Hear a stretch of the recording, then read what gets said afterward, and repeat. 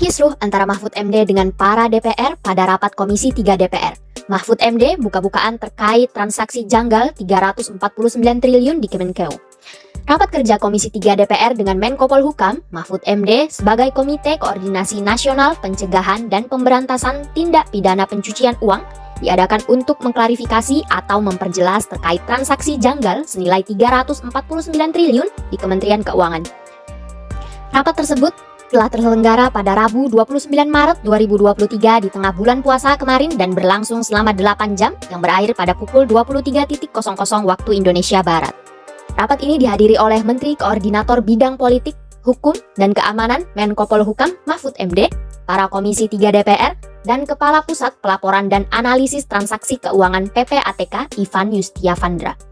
Awal mula mencuatnya kejanggalan 349 triliun ini adalah bermula dari Menko Polhukam Mahfud MD yang menemukan data transaksi mencurigakan yang ada di Kemenkeu dan membeberkannya ke para awak media pada tanggal 8 Maret 2023. Kemudian, terselenggaralah rapat Komisi 3 DPR dengan Mahfud MD untuk mengklarifikasi terkait transaksi tersebut. Hal yang membuat rapat ini heboh adalah pada saat Mahfud MD sempat terpojokkan oleh para DPR karena sempat menyinggung bahwa ada indikasi Markus pula yang berasal dari DPR. Atmosfer rapat sempat memanas pada saat sebelum berbuka puasa yang terjadi antara Mahfud MD dengan anggota DPR yang paling menonjol adalah Arteria Dahlan.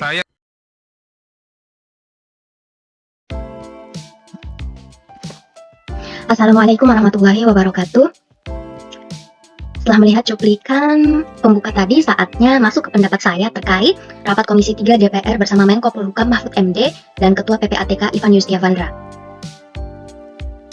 Hasil rapat yang berhasil saya dapatkan dari rapat yang berlangsung selama 8 jam ini adalah yang pertama, Menko Polhukam Mahfud MD sangat berani untuk mengungkapkan kecurigaan transaksi janggal senilai 349 triliun yang terindikasi berada di Kemenkeu terkait pencucian uang di Direktorat Bea dan Cukai senilai 189 triliun dan ternyata pencucian uang itu terkait impor emas batangan yang kemudian diakui oleh oknum Bea Cukai sebagai impor emas murni. Yang kedua, selama rapat berlangsung, yang saya perhatikan adalah Mahfud MD memang sedikit melenceng dari pembahasan utama yaitu transaksi senilai 349 triliun menuju Markus DPR sehingga rapat ini agak berbelok ke sana kemari. Sehingga rapat ini agak terlihat kurang kondusif. Walaupun begitu, beliau kembali fokus untuk memberikan penjelasan yang sangat padat dan berisi terkait masalah 349 triliun yang berbasis analisis, riset, dan data yang dihasilkan dari kerjasama PPATK dan Komite TPPU. Yang ketiga, beberapa anggota DPR memberikan pernyataan yang saya rasa tidak penting, tidak berbobot, dan tidak ada kaitannya sama sekali terkait pokok permasalahan utama pada rapat tersebut. Kebanyakan dari mereka malah mengomentari Mahfud MD secara personal dan tidak memberi respon atau tanggapan terkait transaksi janggal 349 triliun ini.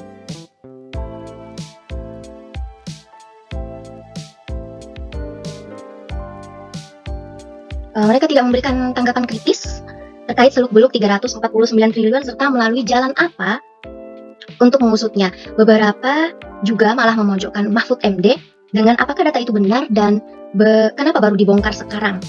Kalau memang sudah terjadi sejak 2009 silam, apakah Menko Polhukam sengaja untuk mendapatkan simpati-sipan rakyat demi kekuatan politik serta meragukan kekredibilan data yang diperoleh? Walaupun beberapa anggota sangat mendukung Mahfud MD untuk membongkar kasus ini dan menemukan solusinya sehingga ikut memberikan pandangannya terkait jalan apa yang sebaiknya ditempuh. Selanjutnya adalah rapat ini terlalu banyak didominasi oleh para anggota DPR yang terus-terusan menginstruksi pernyataan yang disampaikan oleh Mahfud MD sehingga saat beliau berbicara harus terjeda berkali-kali sebelum tempat menyelesaikan penjelasannya. Menurut pandangan saya pribadi, mengapa beberapa anggota DPR ini menginstruksi dengan nada tidak terima dengan apa yang disampaikan oleh Mahfud MD? Apakah untuk menutupi sesuatu? Atau memang pernyataan tersebut perlu dicekal agar tidak salah dan harus akurat? Mereka berkata sudah terlalu muak dengan pandangan politik yang selalu mengarahkan seluruh pandangan negatif kepada DPR. Padahal, menurut saya, jika memang mereka ingin membuktikan bahwa DPR tidak sepenuhnya buruk adalah dengan bersikap selayaknya wakil rakyat di rapat Komisi 3 DPR pada waktu itu. Menurut saya, sikap dan pernyataan mereka malah membuat publik menjadi tidak percaya dan tidak habis pikir mengapa mereka bisa sampai mengelak dengan pernyataan Mahfud MD berdasarkan data yang dipegangnya. Kemudian, dari yang saya lihat, ternyata mereka mempermasalahkan ketidaksamaan data atau nominal angka pasti yang dicurigai dari transaksi janggal tersebut.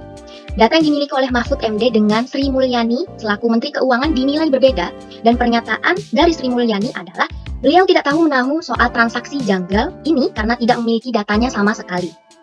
Beliau baru menerima surat yang berisi data-data yang disampaikan oleh Mahfud MD sehari setelah penyampaian Mahfud MD kepada para awak media, yaitu tertanggal 9 Maret 2023 dengan jumlah 300 surat, tetapi tidak ada berisi angka pasti senilai 349 triliun. Mahfud MD pun menjelaskan bahwa Sri Mulyani belum menghitung total keseluruhannya. Sebenarnya, jumlah dengan data yang diserahkan pun tidak ada bedanya dari yang dipegang Mahfud MD, dan tidak mungkin data yang dipegangnya itu direkayasa karena telah terperinci secara detail dari tanggal, tahun, dan debit kreditnya. Pada akhir rapat, Mahfud MD menyampaikan bahwa agar tidak terjadi seperti ini lagi, sehingga perlu dikeluarkannya Perpu terkait perampasan aset oleh DPR kepada Presiden. Akan tetapi di akhir rapat, Bambang Wuryanto atau kerap dikenal dengan Bambang Pacul membuat ledakan dengan menyatakan bahwa rapat ini sia-sia saja jika mengusulkan pembuatan Perpu perampasan aset untuk menindaklanjuti kasus ini dan kasus-kasus serupa yang mendatang. Anggota DPR ini mengatakan bahwa semua tergantung dari ketua parpol lagi, yaitu Megawati selaku ketua partai politik PDIP, karena para anggota DPR pun didominasi oleh partai politik ini. Alhasil, seisi komentar dipenuhi dengan hashtag bubarkan DPR, karena lagi-lagi untuk mengeluarkan peraturan berada di tangan Megawati. Pernyataan yang sungguh menurut saya tidak tahu malu, dan malah membuka kebobrokan DPR sendiri ini namanya. Bagaimana publik mau berpandangan DPR masih memihak kepada rakyat, sementara itu salah satu anggotanya malah dengan bangga dan dengan guyonan berkata demikian di rapat yang ditayangkan secara langsung. Menanggapi hal ini, saya berpikir bahwa walaupun DPR dirasa telah sangat cacat dengan berbagai tingkah anggota di dalamnya, tetapi negara ini masih perlu DPR sebagai lembaga legislatif yang bila keberadaannya dihilangkan, maka lembaga pemerintah lainnya otomatis akan terganggu dan tidak berjalan dengan semestinya lagi. Karena sistem pemerintahan adalah satu kesatuan, jika satu hilang, maka lainnya akan menjadi disfungsi. Itu saja pendapat saya mengenai rapat Komisi 3 DPR ini. Saya tutup. Wassalamualaikum warahmatullahi wabarakatuh.